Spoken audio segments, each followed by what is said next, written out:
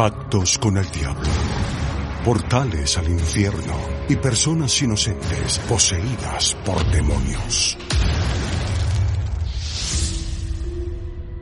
Por miles de años, personas de todo el mundo han creído en la existencia de Satanás, una entidad que se considera la encarnación del mal puro.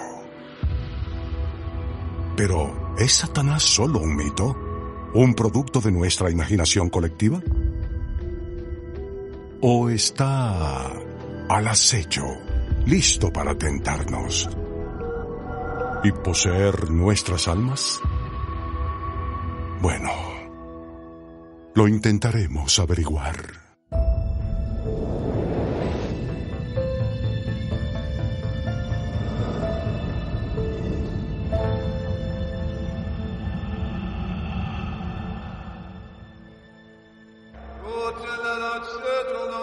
Jerusalén, Israel, la Tierra Santa. Durante miles de años, peregrinos de muchas religiones y creencias han acudido a esta ciudad sagrada para expresar su devoción a Dios. Pero justo a las afueras de las murallas de Jerusalén se encuentra el Valle de Hinnom, un antiguo lugar de adoración pagana en donde hace mucho tiempo se realizaron actos perversos en honor al enemigo de Dios, Satanás. En el libro de Jeremías, Dios le dice a su profeta que la gente cerca de Jerusalén, en un lugar llamado el Valle de Hinnom, está sacrificando a sus hijos y a sus hijas. Y Dios dice explícitamente, nunca les pedí que hicieran ese ritual satánico. Y manifiesta que está enojado y que habrá un castigo terrible. Históricamente, en los días de la Biblia, no todos eran fieles al Señor. El satanismo influyó en la comunidad israelita. Y lo que hacían, literalmente, era crear un gran pozo de fuego. Y justo ahí sacrificaban a su primer hijo varón con las llamas. Esto se realizaba en el Valle de Hinnom, que en realidad es la palabra hebrea para infierno. No puedo imaginar que podría ser que alguien quisiera sacrificar a su propio hijo, o quien sea, por lo que sea. Pero esto demuestra cómo en la antigüedad la gente creía que sus cosechas no crecerían o que las lluvias no llegarían si no ofrecían sacrificios a algunos demonios satánicos, espíritus o lo que sea. Y ahora se ha introducido este nuevo ser que es responsable de las cosas malas, y su nombre viene a ser Satanás. ¿Qué puede explicar los impactantes acontecimientos que tuvieron lugar en el Valle de Hinnom hace miles de años? ¿Fue el resultado de la maldad humana? ¿O es posible que, como sugieren los relatos bíblicos, Satanás y sus demonios fueran y sigan siendo entidades reales que tienen el poder de influir en las personas? Algunas personas piensan en Satanás como Belcebú o Lucifer o el príncipe de las tinieblas, el malvado o el maligno. Y muchos de estos nombres vienen de la Biblia y otros vienen del folclore. Y si piensas en Satanás como esta figura omnipresente que constantemente atormenta y tienta a la gente, entonces tiene sentido que el diablo pueda ser conocido por todos estos nombres diferentes. ¿De verdad hay un personaje de Satanás? Bueno, la respuesta a eso va a diferir entre las principales religiones. Pero el miedo a una condenación eterna en el más allá siempre ha sido suficiente para que la gente se mantenga siendo religiosa y confíe en las creencias de sus líderes religiosos, que les advierten que su incumplimiento los llevará a una eternidad de dolor y sufrimiento. En otras palabras, son historias que fueron desarrolladas para inculcar lecciones morales. A lo largo de la historia, muchas religiones han interpretado al mundo a través del lente de un ser maligno. Satanás es responsable del mal en la tierra. Según la tradición cristiana, Satanás era uno de los ángeles más poderosos y hermosos. Se rebeló contra Dios en compañía de un tercio de los ángeles, y hubo una guerra en el cielo que Satanás perdió y fue lanzado al infierno. Satanás es la encarnación del mal, un ángel caído que nos tienta a no seguir nuestros valores. Es una especie de Dios y puede ofrecernos muchas cosas. Un gran conocimiento, control, dominio, la materia de la trascendencia. Por supuesto, el precio es muy alto. Después de todo, no será tu amigo, no es alguien que va a decirte la verdad. Su trabajo es tentarte. Se cree que Satanás tentó a Jesús cuando estaba en el desierto con visiones de las delicias terrenales. Así que a lo largo de la Biblia, Satanás es quien trata de apartar a la gente de Dios hacia el mal. Pero la idea de Satanás fluye a lo largo de la historia y de las religiones. Tenemos a Mara en el budismo, que es un rey demoníaco, una entidad que representa el mal y por tanto tiende a adoptar formas antropomorfas aterradoras que suelen mezclar partes humanas con animales. Está Iblis, que es la representación islámica de Satanás. Así que vemos la figura de Satanás como una entidad que está a cargo del mal históricamente y por medio de las religiones. En Europa occidental comenzamos a ver representaciones del diablo durante los siglos 8 y 9. Vemos que el diablo pasa a ser representado en todas las iglesias y en diversas formas de arte como la pintura o la escultura. Siempre se le representa como una bestia monstruosa, mitad humana, mitad animal, a veces alada o con cuernos, puede ser roja, puede ser negra, a veces rodeada de sus demonios subordinados y a menudo emergiendo de las llamas del infierno. Sugiere esta creencia universal en un malvado y tentador enemigo de Dios que Satanás, o sea cual sea su nombre, ¿es real? Según uno de los líderes espirituales más importantes del mundo, la respuesta es un rotundo sí. Abril 2018, el Vaticano.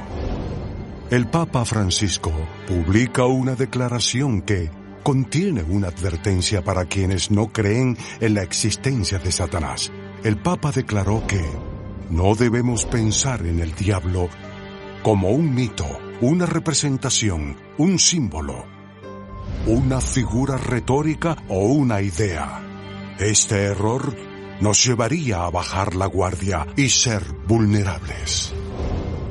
El Papa Francisco ha hablado más de la realidad de Satanás que otros papas, y a menudo habla de Satanás como una persona real, y también dice que no traten de hablar con Satanás, no entablen un diálogo con él, porque te ganará. Ese es un buen consejo. El Papa actual, al que la gente considera una especie de figura progresista, habla de los poderes de Satanás como una entidad, pero el diablo sigue siendo una fuerza poderosa que acecha en los límites de nuestra imaginación y para algunos es una creencia genuina. Es un error muy común entre los académicos y la gente secular, que el diablo es una idea anticuada que desapareció en la Edad Media y eso no podría estar más lejos de la verdad. Datos recientes en Estados Unidos muestran que más de la mitad de los estadounidenses creen que el diablo es una entidad real y no idea. Ciertamente hay quienes creen en el diablo, o como se llame, y eso no significa que sea una fantasía. Está sucediendo algo. Los humanos se encuentran con algo más grande que ellos y una teoría es que es el diablo. Creo que nuestras ideas sobre cosas como el mal tienden a depender de la situación en la que nos encontremos y de lo que nos ocurre en un día determinado. Y en última instancia, mucha gente dice que creen absolutamente en la existencia de Satanás.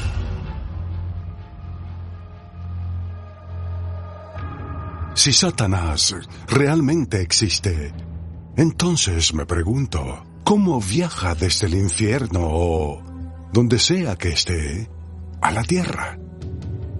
Tal vez la respuesta pueda encontrarse examinando una ciudad situada en las montañas de China, una ciudad que muchos creen que es un portal al infierno.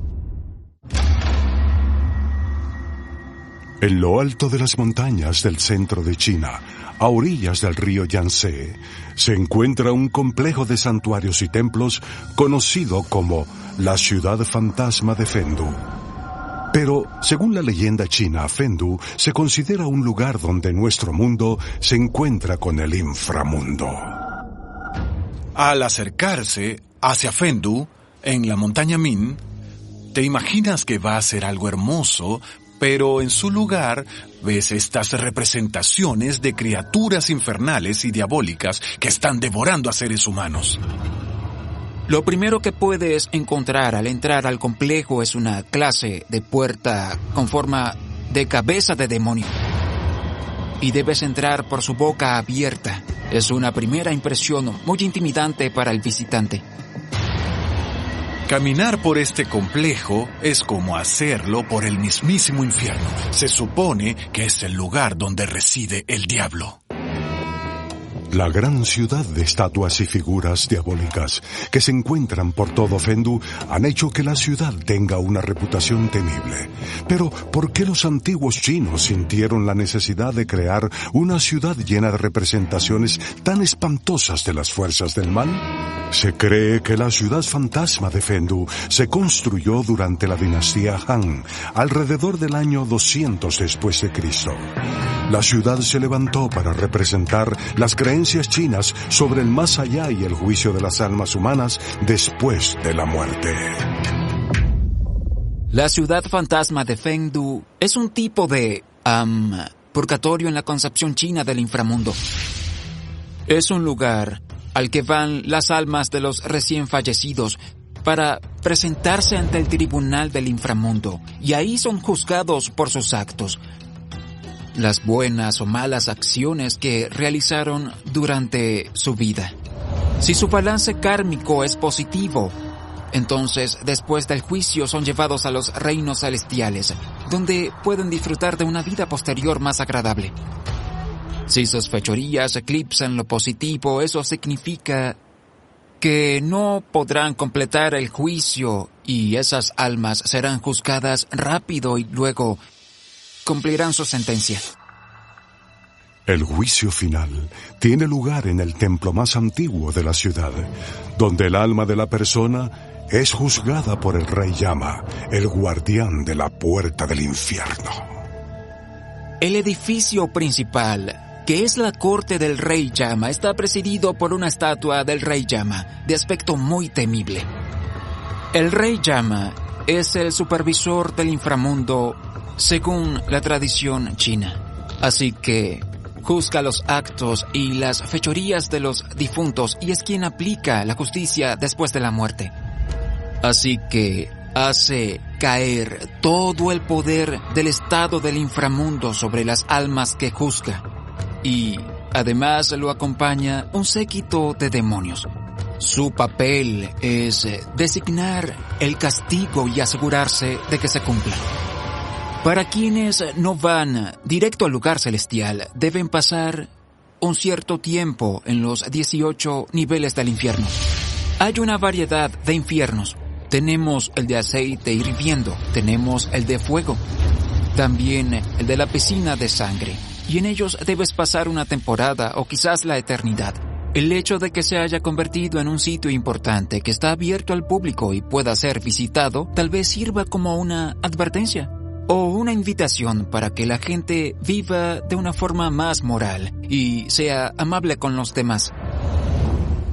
La idea de que tu alma pueda estar condenada al infierno por la eternidad puede ser preocupante, pero también plantea una intrigante pregunta. ¿Qué llevó a la gente a creer que este lugar en particular estaba tan estrechamente conectado con el diablo y el infierno? Hay una historia que relaciona a Fendu con la puerta del infierno, el Gimenguan o la puerta de los demonios. Esta se considera la puerta real al infierno, a los tribunales del inframundo. Es el verdadero portal de entrada al inframundo. Este portal es un portal de 2 vías. Así que no solo los difuntos pueden entrar, para llegar al inframundo, sino que hay algunos demonios habilitados para salir. Ellos pueden emerger y a veces influir en el mundo de los vivos. La idea de que la ciudad fantasma de Fendu pueda ser un portal al infierno puede sonar descabellada para algunos, pero por otro lado, hay lugares similares en todo el mundo que también se cree que sirven como puentes por los que Satanás cruza desde su reino al nuestro. La idea de un portal al inframundo, una puerta al infierno, aparece en diferentes culturas y en varias locaciones. Hay ciertas cuevas en la zona del Mediterráneo por las que se entra o se sale del Hades. También hay un agujero ardiente en Turkmenistán, que es en realidad una formación geológica natural, pero está continuamente en llamas y es lo más parecido a una puerta al infierno. La pregunta siempre fue si Satanás aparece en la tierra. Entonces, ¿cómo lo hace? ¿Tiene un poder mágico para aparecer y desaparecer? ¿O hay una especie de atajo? Lo que sucedió en muchas religiones es que debía existir alguna manera de llegar desde el infierno hasta el plano terrestre. Así que necesitaban una cueva o un portal. Pueden estar en cementerios o en viejas minas. En la historia tenemos testimonios sobre esto. Estos lugares desarrollaron un folclore, una mitología de que son peligrosos, aterradores y que no debes acercarte. Y la creencia sobre estos portales es que ahí los límites dimensionales son estrechos. Son lugares donde es más fácil que Satanás y sus secuaces crucen. Los portales nos abren a diferentes dimensiones. Cualquiera con sabiduría y que cuide su alma se mantendrá lejos de esos lugares, porque la naturaleza de lo que ha ocurrido y sigue ocurriendo en esos lugares siempre es peligrosa. Las entidades malignas están muy cerca.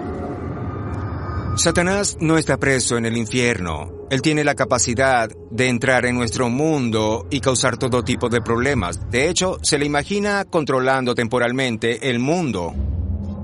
Podría ser cierto que Satanás y sus demonios utilizan portales para extenderse por la tierra. Según muchos sistemas de creencias, la respuesta es sí. Y hay quienes creen que una vez que Satanás entra en nuestro mundo, tiene la capacidad de tomar toda clase de formas. Está registrado en la literatura que estas fuerzas que llamamos Shedim o demonios, en ocasiones pueden materializarse de forma física y que lucirían como la forma que prefieran. Según el cristianismo, los ángeles no tienen cuerpo, pero tampoco los demonios. Así que pueden tomar la forma que quieran. Son maestros del disfraz. Una de las formas que comúnmente adopta el diablo o sus demonios es la de un sabueso. Suele describirse como un monstruoso perro negro con ojos rojos. Esto ha sido registrado a través de la historia, incluso atacando una iglesia, pero también ha habido informes similares en tiempos modernos. Tenemos que entender que estas entidades no están relegadas al tiempo pasado. Debemos protegernos de estas interacciones. ¿Podríamos estar rodeados de seres satánicos que tienen el poder de tomar la forma que deseen? Es una preocupación, al menos para nosotros. Pero créanlo o no, hay quienes han elegido darle la bienvenida al mal en sus vidas, haciendo un pacto con el diablo. Clarksdale, Mississippi. Esta pequeña ciudad, situada en una zona conocida como el Delta del Mississippi, ha sido bautizada como la cuna del blues. La música de blues del Delta empezó a principios de los 20 y vino de Mississippi y eran músicos afroamericanos que cantaban con mucho sentimiento y con mucha fuerza junto a sus guitarras y sus armónicas. No solía ser una banda completa, sino una sola persona. De todos los músicos de blues que tocaron en Clarksdale durante los años 20 y 30, uno de los más influyentes fue un guitarrista, cantante y compositor llamado Robert Johnson. Robert Johnson, antes de hacerse famoso, iba a la esquina y tocaba su música de blues, pero al principio de su carrera musical, él no era tan bueno. La gente del Delta le decía a Robert Johnson: ve al cementerio, toca y tendrás un gran público que nadie se quejará de lo mal que tocas tu música.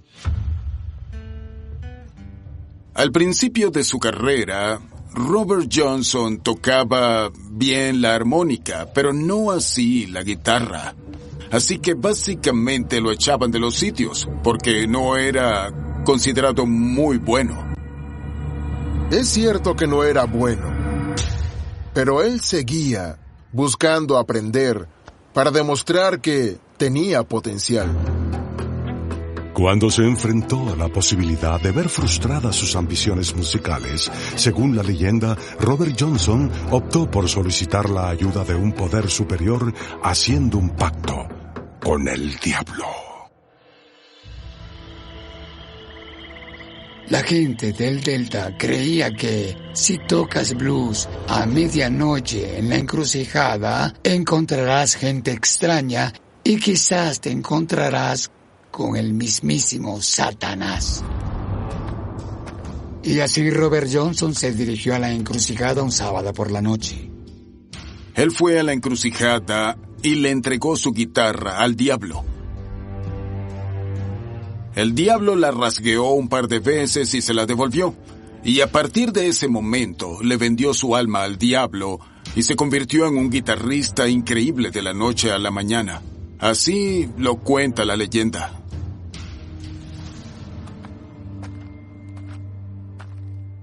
Dicen que volvió 2 o 3 horas más tarde y que era una persona diferente. Después de dejar la encrucijada, hacía cosas que no podía hacer antes. Pasara lo que pasara, nunca volvió a ser el mismo.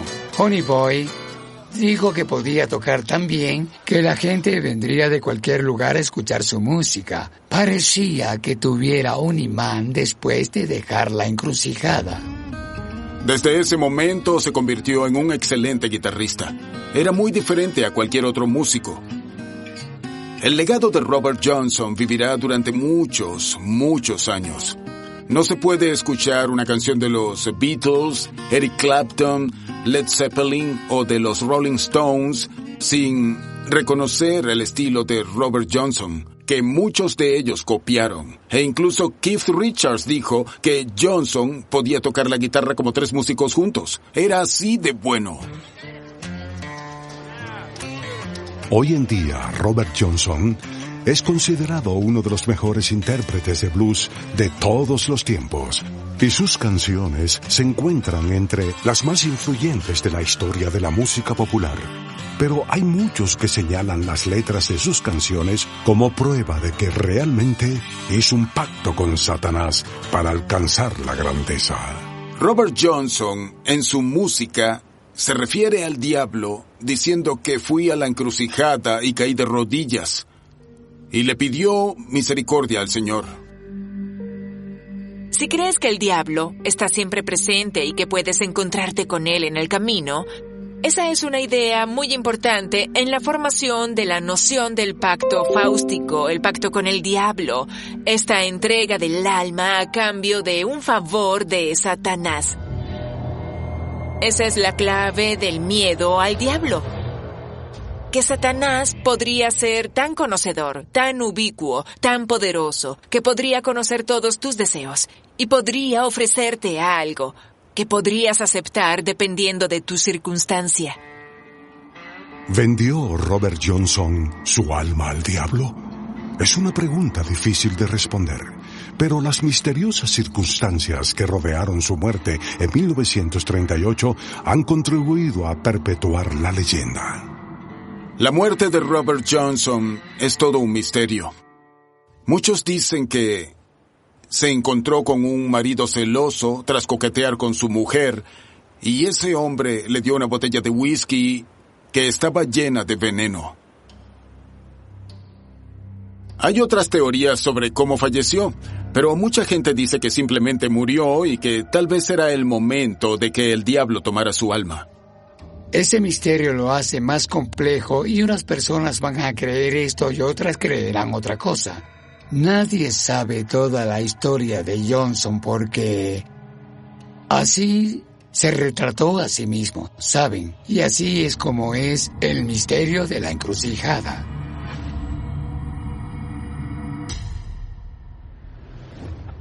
Pero mientras algunos hacen pactos con Satanás, otros caen bajo su poder sin quererlo. Un encuentro que conocemos como posesión demoníaca. Baviera, Alemania Occidental, 1973. Annelies Miquel, una estudiante de 20 años de la Universidad de Würzburg, afirma que oye voces incorpóreas y que tiene visiones del diablo. De inmediato, su familia cree que Annelies sufre una enfermedad que desafía el entendimiento. Posesión demoníaca. Annelies Miquel estaba en efecto atormentada por algo que la poseía. Habló con una voz horriblemente gruesa.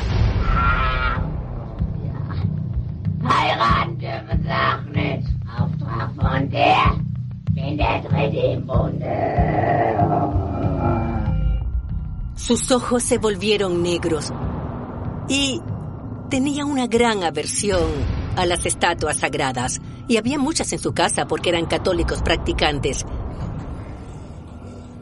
Y la llevaron a un médico que dijo que podía ser epiléptica.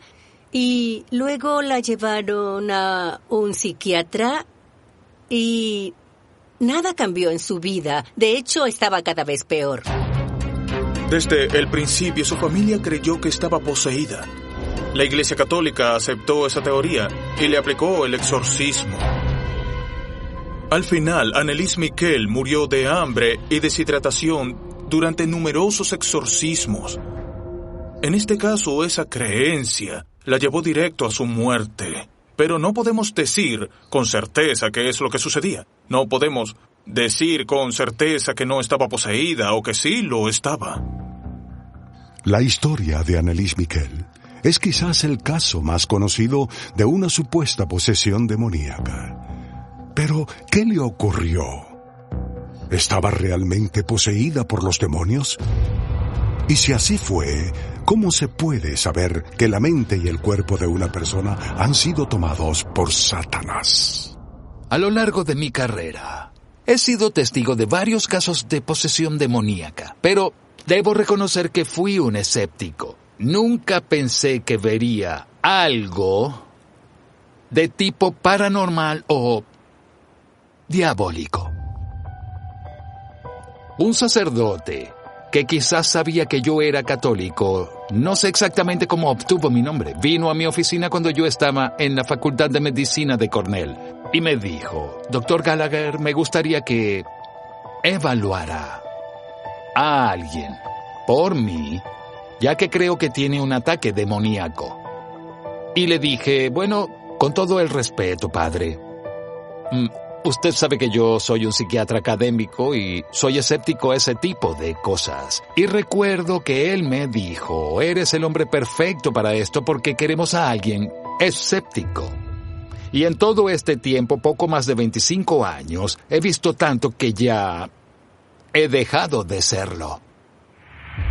Hay criterios muy estrictos que deben estar visiblemente presentes para distinguir el caso de un trastorno psiquiátrico o médico.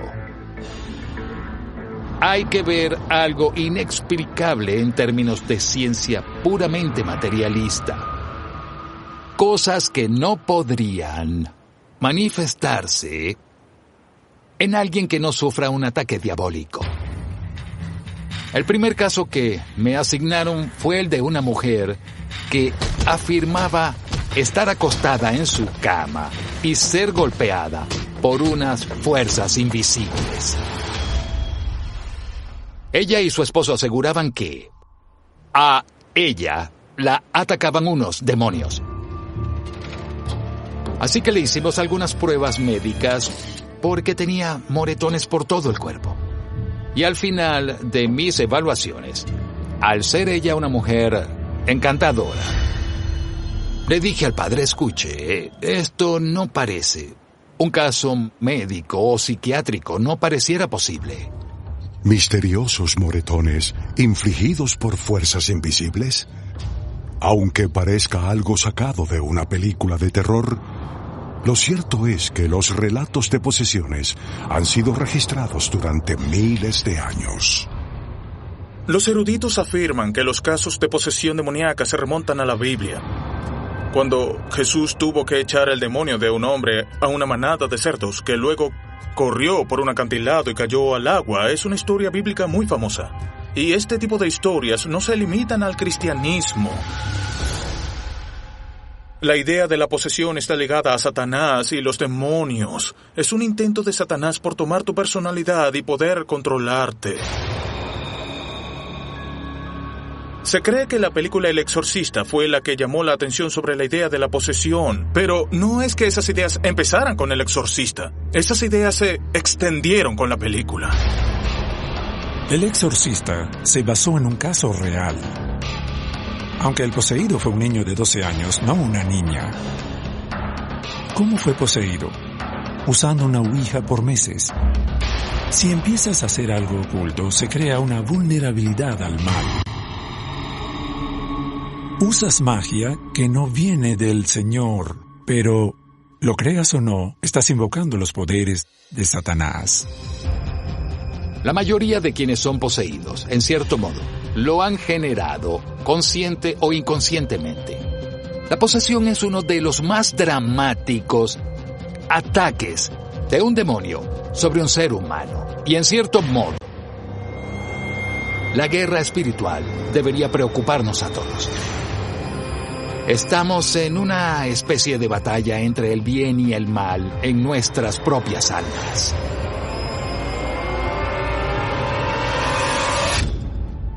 Si Satanás intenta poseernos, ¿estamos indefensos ante sus ataques? ¿O podemos defendernos? Bueno, hay quienes creen que sí existe algo poderoso que podemos usar para protegernos. El antiguo rito del exorcismo. El Vaticano, 19 de mayo de 2013. Miles de cristianos se reúnen en la plaza de San Pedro para ver al Papa Francisco celebrar la misa dominical.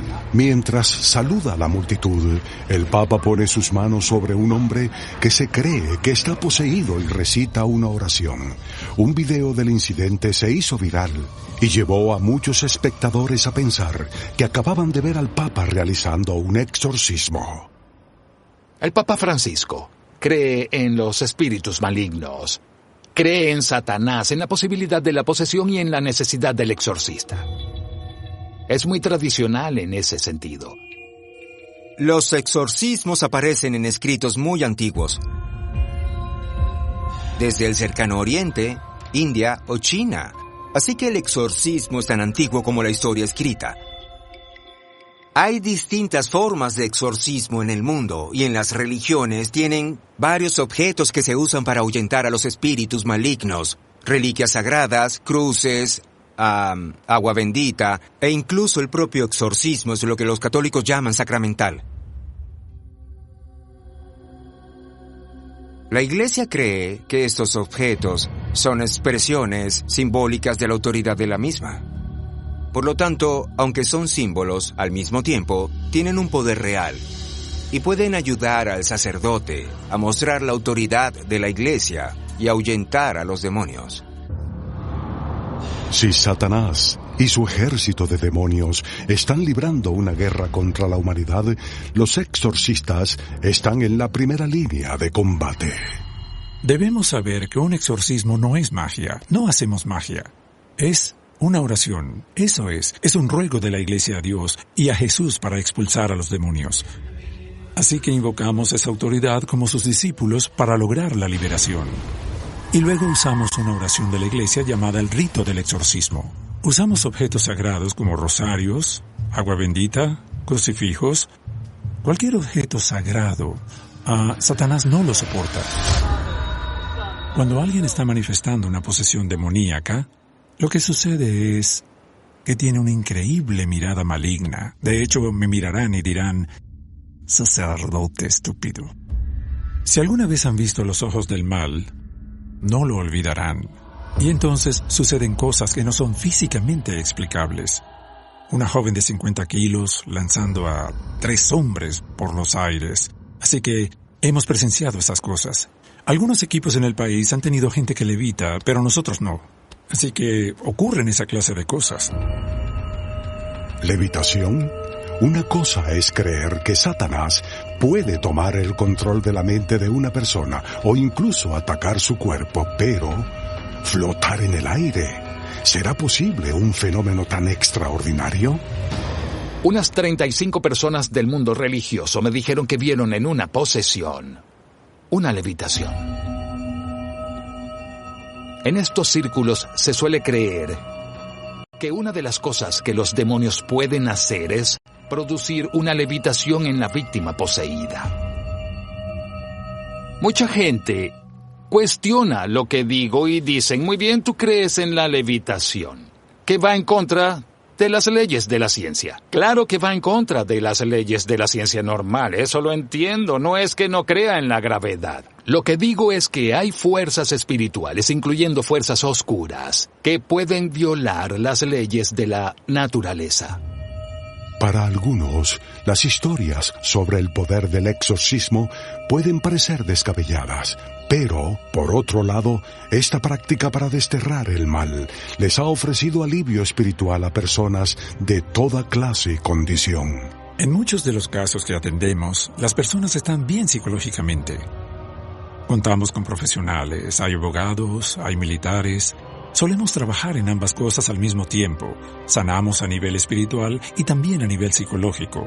Muchas veces vemos que lo demoníaco se alimenta de las heridas internas, los enojos, la falta de perdón, las heridas.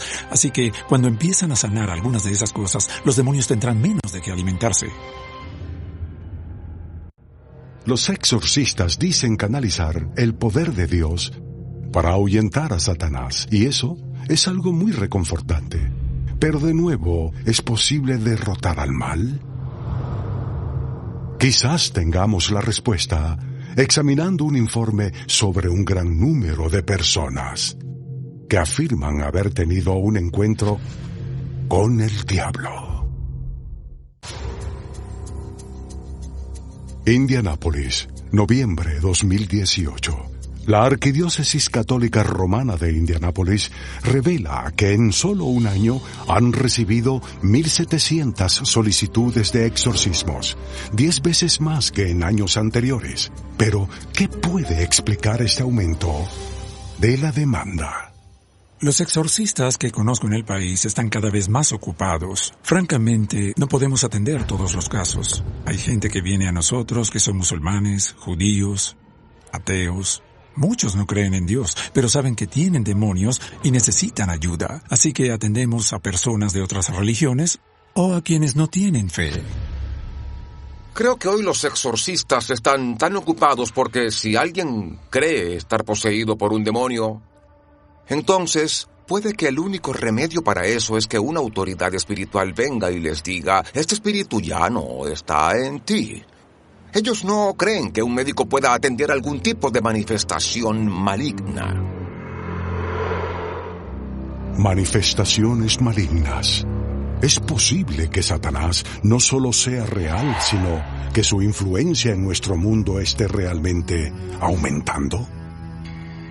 Hay rasgos distintivos de la presencia de Satanás: discordia, rabia, violencia, falta de diálogo, falta de compasión, odio, ese tipo de cosas.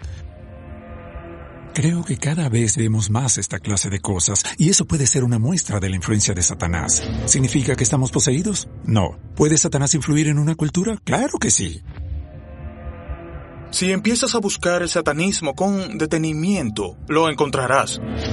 Encontrarás crímenes muy llamativos como los de Richard Ramírez, que claramente tienen detrás algún tipo de motivación satánica. Una de las imágenes más icónicas de Richard Ramírez es una en la que levanta su mano frente al jurado con un pentagrama en la palma. Y esto, por desgracia, es lo que ha sucedido en muchos casos en los que un asesino en serie coloca diversos símbolos o imágenes satánicas en la escena del crimen. Cualquier crimen será más aterrador para el público si se le añade una capa de satanismo, porque eso significa que ese crimen fue más allá de la motivación humana y que este no fue el acto de un ser desquiciado, sino que el mismo diablo motivó esos asesinatos. Satanás tienta a todos. A veces es sutil, pero es muy persuasivo. Te conoce, intenta manipularte y quizás no sepas que se trata de él. Una voz te dice: eres malo, un pecador, no le importas a Dios, no tienes esperanza. Esa no es la voz de Dios, es la voz de Satanás.